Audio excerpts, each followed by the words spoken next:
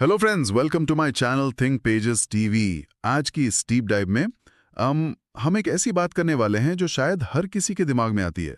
मतलब कभी सोचा है कि एक सिंगल डिसीजन या एक छोटी सी सोच किसी की पूरी लाइफ बदल सकती है। हाँ, और अक्सर जब लाइफ में बुरा टाइम आता है या कोई फेलियर मिलता है तो लोग सोचते हैं कि बस यार अब सब खत्म हो गया, डायरेक्शन ही नहीं मिलती। एग्जैक्टली अगर लाइफ में ऐसी कंफ्यूजन लगती है तो ये डिस्कशन बिल्कुल वही पॉइंट हिट करेगा, क्योंकि आज हम कैरल ड्वेक की बहुत ही mind blowing book the power of mindset की डीप डाइव कर रहे हैं। और हमारा मिशन ये समझना है कि क्या हमारी सोच एक्चुअली हमारी रियलिटी को तय करती है।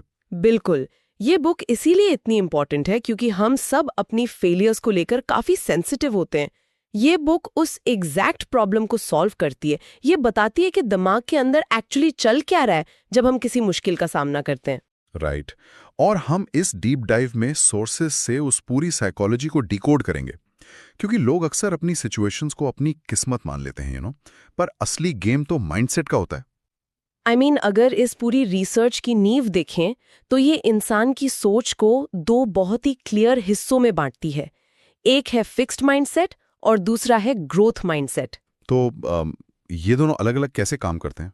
देखो, ये सिर्फ सोचने के तरीके नहीं हैं, ये दुनिया को प्रोसेस करने के दो बिल्कुल अलग ऑपरेटिंग सिस्टम्स हैं।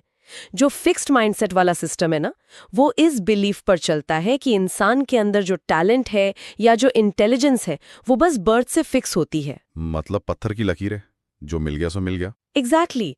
इस सिस्टम में अपडेट का कोई ऑप्शन ही नहीं होता। तो ऐसे लोगों को ना हर वक्त खुद को प्रूव करने की जरूरत पड़ती है। उन्हें लगता है कि अगर वो किसी काम में फेल हुए तो वो उनकी आइडेंटिटी बन जाएगी। ओह, आई गेट इट। उनको लगेगा कि वो इंटरनली ही बेवकूफ है या उनमें वो बात ही नहीं है। पर ग्रोथ माइंडसेट कैसा होता फिर? ग्रोथ माइंडसेट इसका बिल्कुल ऑपोजिट है।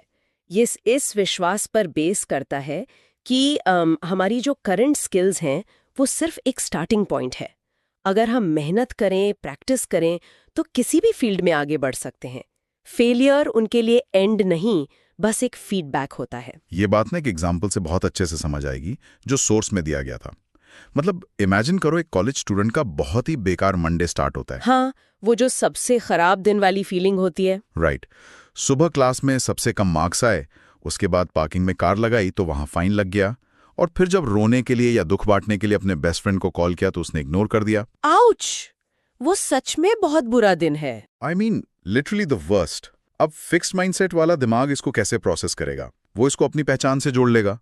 वो सोचेगा, यार मैं ही फेलियर हूं, दुनिया मेरे खिलाफ है, मेरी तो किस्मत ही जली हुई है। वो हार मान लेगा और शायद अगले दिन कॉलेज ही ना जाए। हाँ, पर ग्रोथ माइंडसेट वाला स्टूडेंट इसी सेम डेटा को अलग तरह से रीड करेगा। वो सोचेगा मार्क्स कम आए, मतलब पढ़ाई का तरीका बदलना पड़ेगा। पार्किंग फाइन लगा, नेक्स्ट टाइम साइन बोर्ड ध्यान से देखूंगा। दोस्त ने फोन नहीं उठाया, शायद वो खुद किसी प्रॉब्लम में होगा। यही फर्क है। वो खुद पर तरस नहीं खा रहा है, बल्कि हर एक नेगेटिव पॉइंट को एक नए डेटा की तरह ले रहा है। यार ये तो बिल्कुल एक वीडियो गेम जैसा लग रहा है मुझे। Video game? वो कैसे? मतलब देखो, फिक्स्ड माइंडसेट एक ऐसे वीडियो गेम की तरह है जहां आपके कैरेक्टर का लेवल कभी बढ़ ही नहीं सकता। आप लेवल 1 पर हो और हमेशा लेवल 1 पर ही रहोगे। पर ग्रोथ माइंडसेट एक ऐसी आरपीजी गेम है जहां हर मुश्किल बॉस से लड़ने पर आपको नए एक्सपी यानी एक्सपीरियंस पॉइंट्स मिलते हैं और आपका कैरेक्टर लेवल अप होता रहता है। अरे वाह, ये तो बहुत ही कमाल की एनालॉजी है। और इस ग्रोथ को पाने के लिए ना एक अंदर की आग जरूरी होती है। बिल्कुल। और यहाँ मुझे एक बहुत ही डीप शायरी याद आ रही है जो इस सिचुएशन पर परफेक्टली फिट बैठती है। खुद से लड़ने का जुनून रखो, दुनिया अपने आप जीत जाओगे। क्योंकि असली लड़ाई तो हमारे खुद के दिमाग के अंदर ही है ना। सही बात है। और ये लड़ाई सिर्फ एक फिलॉसफिकल कॉन्सेप्ट नहीं है। अगर हम साइंस की बात करें तो एक्चुअली दिमाग के अंदर फिजिकल चेंजेस होते हैं। वेट, सच में? साइंस इसको कैसे प्रूव करती है? हाँ, कॉन्ग यूनिवर्सिटी की एक बहुत फेमस स्टडी है इस पर। वहाँ सारी पढ़ाई इंग्लिश में होती है, जो नए स्टूडेंट्स के लिए काफी बड़ा चैलेंज था। हाँ, ऑब्वियसली नई लैंग्वेज में पूरा कोर्स पढ़ना आसान थोड़ी है। तो जब यूनिवर्सिटी वालों ने नोटिस किया कि बच्चों को प्रॉब्लम आ रही है तो उन्होंने एक free English improvement course offer किया सबको। तो फ्री में मिल रहा है तो सबने तुरंत ले लिया होगा, प्रॉब्लम सॉल्व।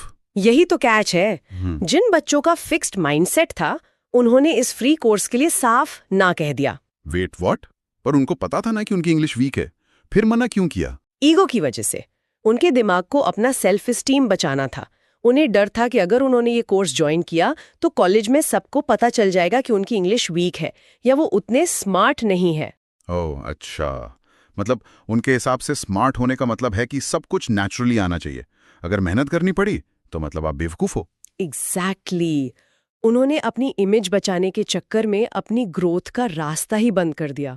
और ये जो फियर ऑफ फेलियर है ना, कोलंबिया यूनिवर्सिटी की लैब में इसको फिजिकली ब्रेन वेव्स में रिकॉर्ड किया गया था। ब्रेन वेव्स में? हाँ, मतलब ईईजी मशीन्स वगैरह यूज करके। हाँ, कैरल ड्वेक की टीम ने स्टूडेंट्स को ईईजी कैप्स पहनाई और उनसे थोड़े मुश्किल सवाल पूछे।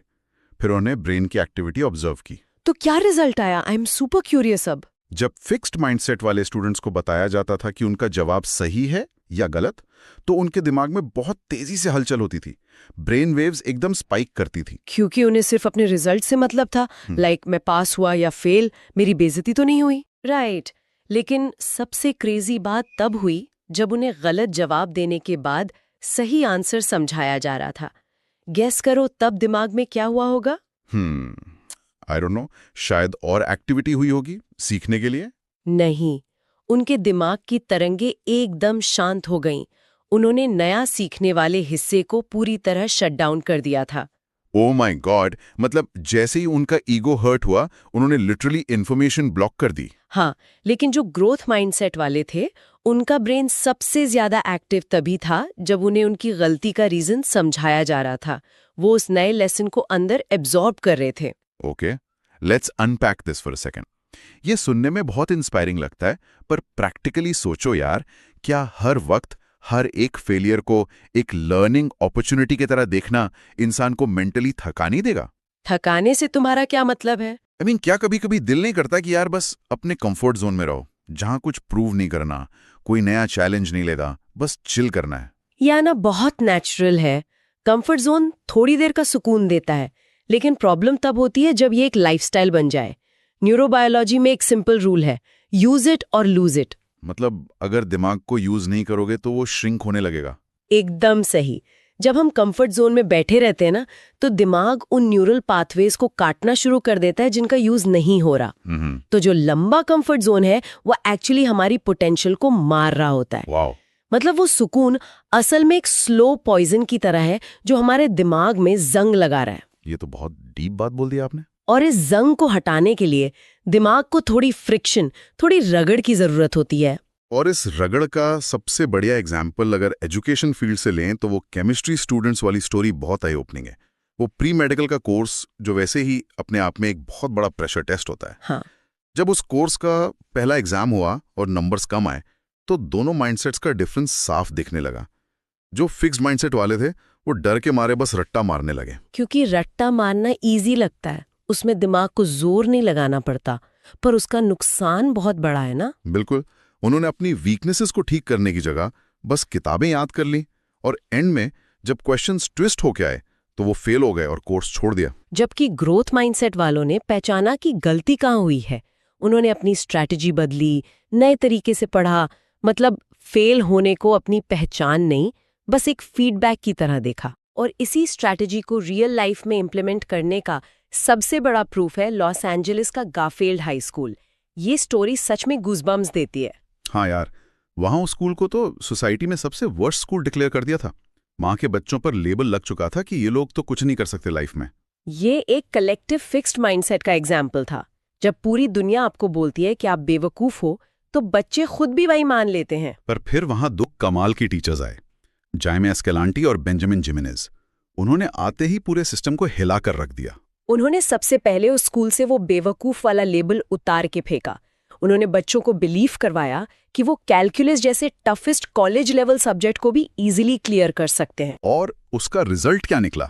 उन बच्चों ने जिनको सोसाइटी ने लिटरली वेस्ट समझ लिया था, उन्होंने नेशनल चार्ट्स में टॉप किया। मतलब कैलकुलस एग्जाम्स में उनके स्कोर्स बेस्ट स्कूल से भी ज्यादा आए थे।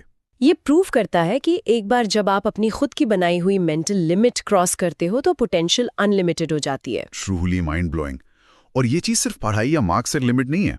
अगर हम स्पोर्ट्स की बात करें, जहां सबको लगता है कि बस नेचुरल टैलेंट, अच्छी हाइट या जेनेटिक्स का ही खेल है, वहां भी असली गेम तो माइंडसेट ही खेल रहा होता है। सही कहा। स्पोर्ट्स में फिजिकल एबिलिटी दिखती जरूर है, पर माइंडसेट छुपा हुआ एडवांटेज होता है। जैसे बिली बीन का केस देख लो। ओ मैन, बिली बीन की स्टोरी बहुत हार्ट ब्रेकिंग है। बंदा लिटरली हर स्पोर्ट्स में नेचुरली गिफ्टेड था।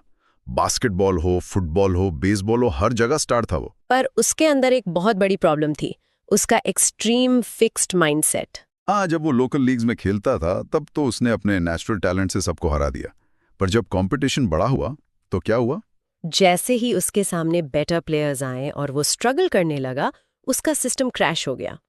अगर वो एक शॉट मिस करता तो वो प्रैक्टिस करने या गलती ढूंढने के बजाय गुस्से में बैट तोड़ देता था। क्योंकि उसको लगता था कि अगर आज मुझे स्ट्राइक आउट होना पड़ रहा है तो इसका मतलब मैं नेचुरली ग्रेट नहीं हूं। उसने उस फेलियर को पर्सनल बेइज्जती समझ लिया।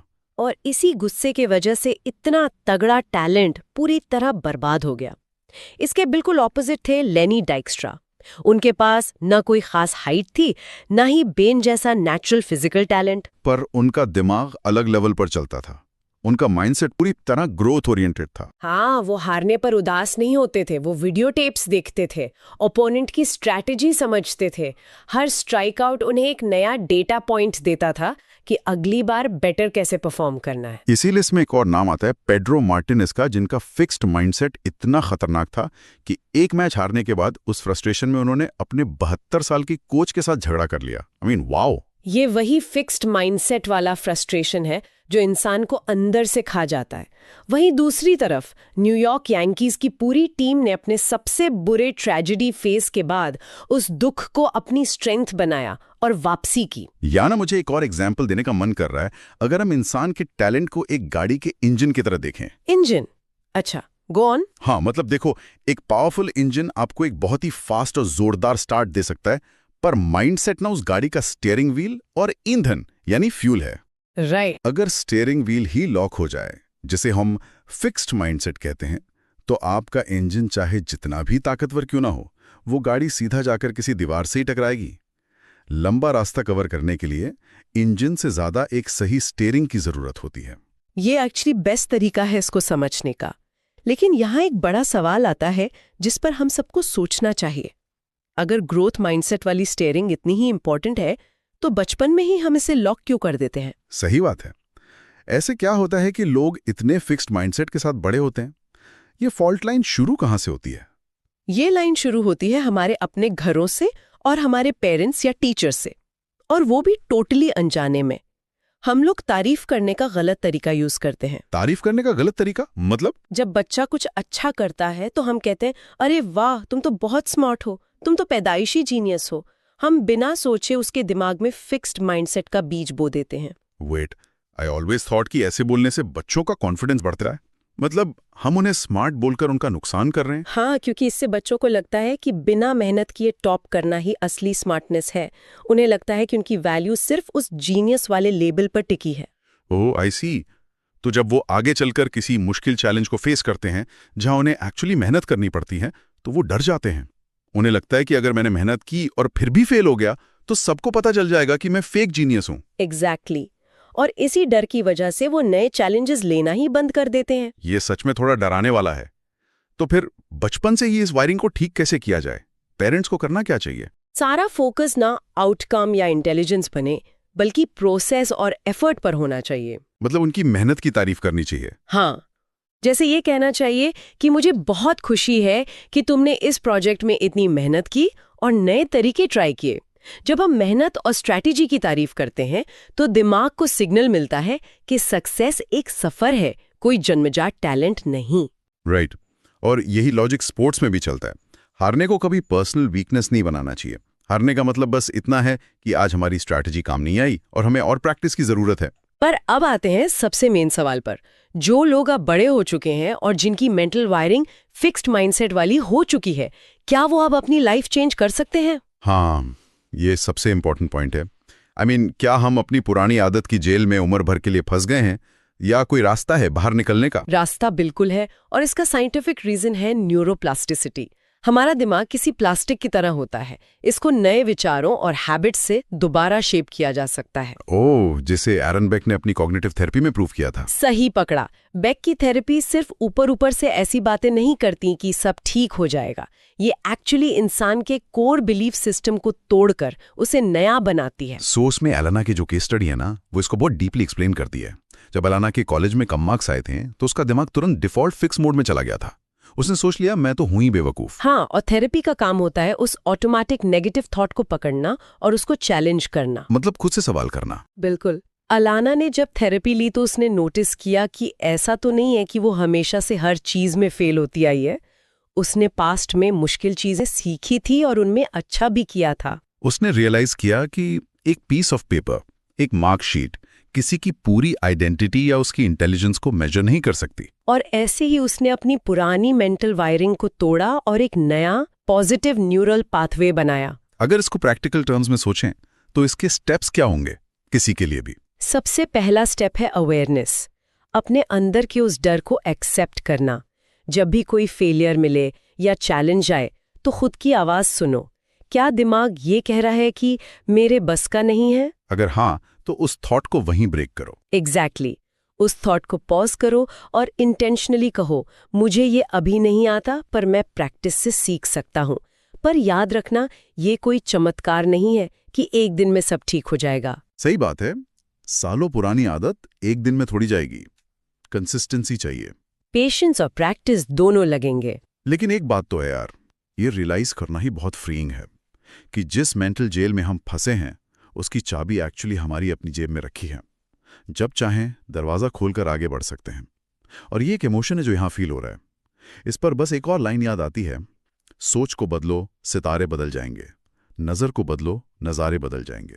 वाह, ये बहुत एप्ट है यहाँ। सच में आपकी उम्र चाहे जो हो, जब आप नजरिया बदलते हैं तो पूरी दुनिया का पर्सपेक्टिव बदल जाता है। तो इस डीप डाइव को आप समराइज करते हैं। फसल बात यह है कि माइंडसेट सिर्फ सोचना नहीं है, ये एक्चुअली वो लेंस है जिससे हम अपनी लाइफ को देखते हैं। राइट। फिक्स्ड माइंडसेट हमें डर में बांधता है, रिस्क लेने से रोकता है, और ग्रोथ माइंडसेट हमें आजाद करता है। ये बताता है कि हमारी पॉसिबिलिटीज एंडलेस हैं। और इसलिए हर किसी के पास आज इसी वक्त से ये पावर है कि वो खुद के नेगेटिव ऑटो थॉट्स को रोकें और ग्रोथ की तरफ अपना रुख मोड़े। और इस टॉपिक को हम एंड करेंगे एक बहुत ही माइंड ब्लोइंग थॉट के साथ। वो क्या? हमने अभी तक सिर्फ एक इंडिविजुअल लेवल की बात की, राइट? कि एक इंसान की सोच बदल जाए तो उसकी लाइफ बदल सकती है। पर जरा सोचिए, अगर एक सिंगल इंसान का माइंडसेट चेंज होने से इतना बड़ा इंपैक्ट आता है तो क्या होगा अगर इस दुनिया की पूरी इंस्टीट्यूशंस या कंपनीज या एजुकेशन सिस्टम फिक्स्ड से ग्रोथ माइंडसेट की तरफ शिफ्ट हो जाएं? वाओ, ये तो एक कल्चरल रेवोल्यूशन जैसा होगा। बिल्कुल। क्या हो अगर कंपनियां लोगों को उनके पास्ट लेवल्स पर जज ना करें, बल्कि उनकी सीखने की भूख पर हायर करें? दुनिया में न जाने ऐसा कितना माइंड ब्लोइंग टैलेंट और कितनी शानदार प्रतिभाएं हैं जो शायद आज सिर्फ एक सही एनवायरनमेंट या एक ग्रोथ माइंडसेट के इंतजार में किसी कोने में छुपी बैठी हैं। जरा सोचिए इस बारे में। ये सच में सोचने वाली बात है। तो दोस्तों, अगर सच में अपनी लाइफ चेंज करनी है ना, तो एक्शन लेना आज से ही शुरू करो। अगर आपको ये डीप डाइव अच्छी लगी, कुछ नया पर्सपेक्टिव मिला, तो बस एक छोटा सा काम करो, इस वीडियो को लाइक करो, अपने दोस्तों के साथ शेयर करो, और ऐसी ही डीप बातों के लिए चैनल को सब्सक्राइब करना बिल्कुल मत भूलना। मिलते हैं अगले सेशन में, तब तक के लिए कीप ग्रोइंग।